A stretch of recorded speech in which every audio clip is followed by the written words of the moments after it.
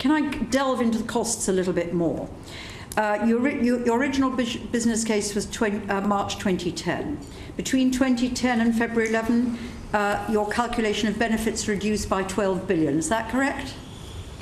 In relation to reduction the of benefits? The reduction, your yes. assessment of the potential benefits reduced by 12 billion. Yes. So between February 11 and January 12, your costs increased by 1.8 billion because you revisited forecasts on both revenues and operating costs. Is that correct? I think you're referring to figure 5, and we were content with the figures in figure 5. And between January 12 and August 12, your costs went up a further 0.3 billion, and your benefits went down a further 2 billion.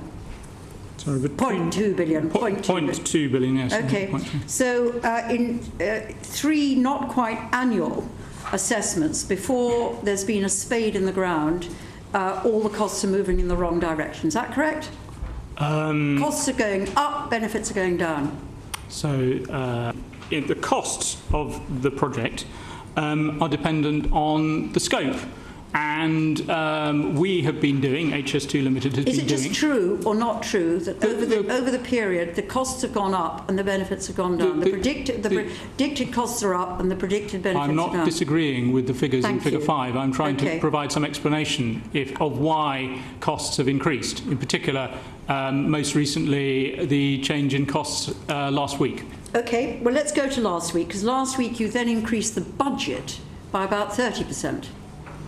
Well, we didn't actually have a budget for the project before. No, what we had in relation to phase 1, as indeed the NAO report itself recognises in para 17 of the summary, is in January 2012, in the business case, we had an early estimate of the cost of constructing phase 1.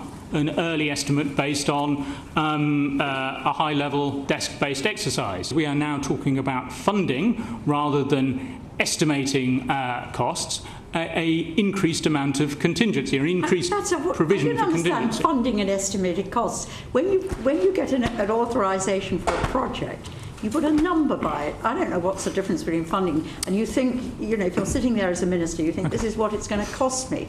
Whether it's a funding or a cost, I don't understand the difference. What is true, it's gone. The minister, but I mean, what were the figures you went out to public consultation on?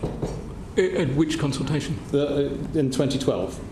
The consultation last year. 2012? Yeah. We said, as I recall, that there was a range of...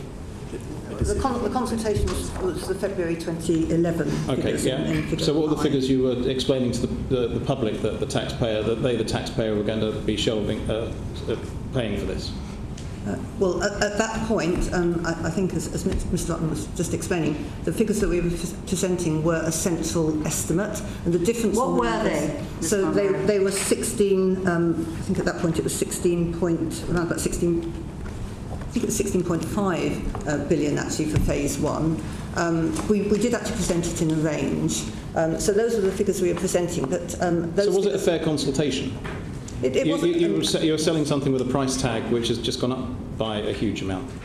I mean, that doesn't strike me as a fair consultation to the British public and the British taxpayer. May I ask, what's a high-level desktop review?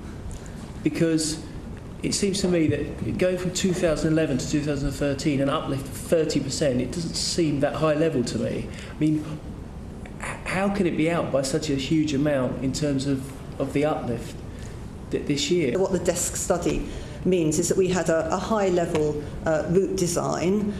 Essentially, we costed that with unit rates. So we do have a much more confident basis for our cost estimate. Can I just draw to your attention that when you gave us the £32-33 billion figure, you said it had regard to optimism bias?